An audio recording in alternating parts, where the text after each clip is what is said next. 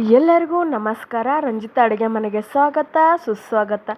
ನಾನು ಏನು ಮಾಡತ್ತೀನಿ ಅಂದ್ರೆ ಇವತ್ತು ಉತ್ತರ ಕರ್ನಾಟಕದ ಸ್ಪೆಷಲ್ ಬದನೆಕಾಯಿ ಭರ್ತಾ ಮಾಡತ್ತೀನಿ ರೀ. ಯಾವ ಥರ ಮಾಡೋದು ಈ ವಿಡಿಯೋದಾಗ ತೋರಿಸ್ತೀನಿ ಬರ್ರಿ. ನೋಡಿರಿ, ನಾನು ಭರ್ತಾ ಮಾಡೋಕೆ ಒಂದು ದಪ್ಪವಾದ ಬದನೆಕಾಯಿ ತೊಗೊಂಡೀನಿ ನೋಡಿರಿ. ನೀವು ಯಾವ ಥರ ಎಳಿದಿದ್ರು ಎಳಿ ತೊಗೋಬೋದು, ಮತ್ತು ಸ್ವಲ್ಪ ಬಲ್ತಿತ್ತಂದ್ರೆ ಟೇಸ್ಟ್ ಚೆನ್ನಾಗಿರ್ತೈತೆ ಅಂತಂದು ನಾನು ಸ್ವಲ್ಪ ದಪ್ಪವಾದ ಬದ್ನೆಕಾಯಿ ತೊಗೊಂಡ್ರಿ. ಒಂದು ಟೊಮಾಟೊ ತೊಗೊಂಡಿನಿ, ಮತ್ತು ಕೊತ್ತಂಬರಿ ತೊಗೊಂಡಿನಿ ನೋಡಿರಿ, ಮತ್ತು ಹಸಿ ಮೆಣಸಿನ್ಕಾಯಿ ತೊಗೊಂಡಿನಿ ನಾನು. ಇಷ್ಟ ಬೇಕಾಗಿರುವ ಸಾಮಗ್ರಿಗಳು, ಮತ್ತು ಒಂದು ಗಡ್ಡೆಯಾಗಷ್ಟು ಬೆಳ್ಳುಳ್ಳಿ ತೊಗೊಂಡಿನಿ ನೋಡಿರಿ ನಾನು. ಇಷ್ಟ ಬೇಕಾಗಿರುವ ಸಾಮಗ್ರಿಗಳು ರೀ.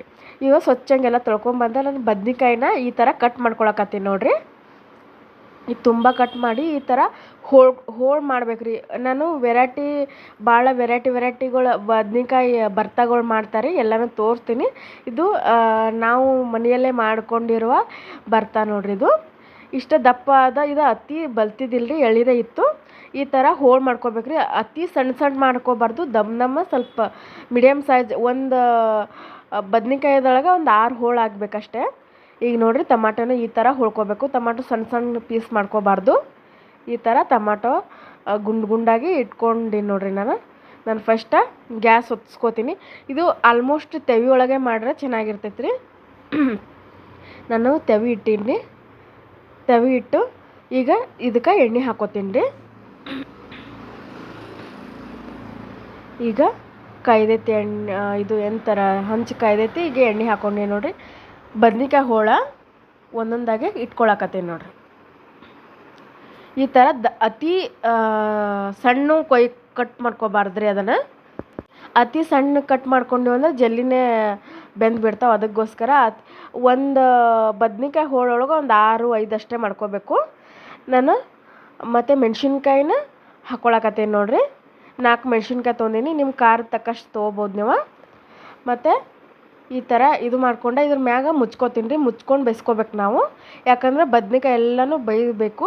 ಇದನ್ನ ಸುಟ್ಟು ಮಾಡ್ತಾರೆ. ನಾನು ಕಿಂಚಿಲ್ಲತ್ತಂದ್ರೆ ಸುಟ್ಕೊಂಡಿಲ್ಲ. ಒಬ್ಬೊಬ್ಬರು ಕಿಂಚೊಳಗೆ ಹಾಕಿ ಬದ್ನೆಕಾಯಿ ಭರ್ತಾ ಮಾಡ್ತಾರೆ. ಟಮಾಟೆ ಮತ್ತು ಮೆಣಸಿನ್ಕಾಯಿ ಏನೂ ಹಾಕಂಗಿಲ್ಲ, ಬರೀ ಬದ್ನೆಕಾಯಿ ಅಷ್ಟೇ ಹಾಕಿ ಮಾಡ್ತಾರೆ. ನಾನು ಇವೆಲ್ಲನೂ ಹಾಕಿ ಮಾಡಾಕತ್ತೀನಿ ರೀ. ಅವಾಗ ಸ್ವಲ್ಪ ಹೊಳ್ಸ್ಕೋತಾ ಇರಬೇಕು, ಯಾಕಂದರೆ ಒಮ್ಮೆಗೆ ಹೊತ್ತು ಬಿಡ್ತಾವೆ. ಅದಕ್ಕೋಸ್ಕರ ಈ ಥರ ಹೊಳ್ಸ್ಕೋತಾ ಇರ್ಬೇಕು ರೀ. ನಾನು ಹಾಗೆ ಮ್ಯಾಗ ಮುಚ್ಕೊಂಡು ಹಾಗೆ ಹೊಳ್ಸ್ಕೋತಾ ಇದ್ದೀನಿ ನೋಡಿರಿ. ಈ ಥರ ಎಲ್ಲನೂ ಬೈದಿರಬೇಕು. ಇನ್ನು ಸ್ವಲ್ಪ ಬೇಯಬೇಕಂತಂದ್ರೆ ಮತ್ತೆ ಹುರ್ಕೊಳಕತ್ತೀನಿ ನೋಡಿರಿ. ನಾನು ಬದ್ನೆಕಾಯಿ ಮುಟ್ರೆ ಎಲ್ಲನೂ ಹಿಂಗೆ ಕೈಲೇ ಮುಟ್ರೆ ಹಿಂಗೆ ಅಂದರೆ ಎಲ್ಲ ಬೆಂದಿರಬೇಕು, ಆ ಥರ ಆಗಬೇಕು. ಟಮಾಟೋನು ನೋಡಿರಿ, ಟಮಾಟೋನು ಬೆಂದಿರಬೇಕು.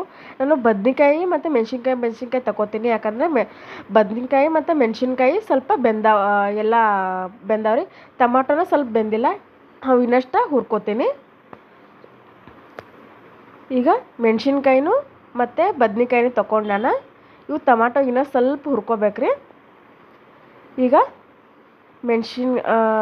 ಟಮಾಟೋನು ಹುರ್ಕೊಂಡಿನಿ, ಮೆಣಸಿನ್ಕಾಯಿನೂ ಹುರ್ಕೊಂಡಿನಿ, ಮತ್ತು ಬದ್ನೆಕಾಯಿನೂ ಹುರ್ಕೊಂಡಿನಿ. ಈಗ ಏನು ಮಾಡ್ಬೇಕಂದ್ರೆ ಕುಟ್ಕೊಂಡು ಬರ್ತೀನಿ ನೋಡಿರಿ. ಈಗ ಕುಟ್ಕೋತೀನಿ. ಇದನ್ನು ಬೆಳ್ಳುಳ್ಳಿ ತೊಗೊಂಡಿನಿ ಮತ್ತು ಕೊತ್ತಂಬರಿ ತೊಗೊಂಡಿನಿ ನಾನು. ಇವೆಲ್ಲ ಕುಟ್ಟೋ ಕಲ್ಲೊಳಗೆ ಹಾಕಿ ಕುಟ್ಕೋಬೇಕ್ರಿ. ಇವು ಮಿಕ್ಸರ್ಗೆ ಹಾಕಬಾರ್ದು. ಕುಟಾಣಿ ಈ ಥರ ಕುಟ್ಟೋ ಕಲ್ಲು ಇತ್ತಂದ್ರೆ ಇದ್ರೊಳಗೆ, ಕುಟಾಣಿ ಇತ್ತಂದ್ರೆ ಇದ್ರೊಳಗೆ ಹಾಕೋಬೋದ್ರಿ. ಕಲ್ಲಿಂದ ಇತ್ತಂದ್ರೆ ಕಲ್ಲೊಳಗೆ ಜಜ್ಕೋಬೇಕ್ರಿ.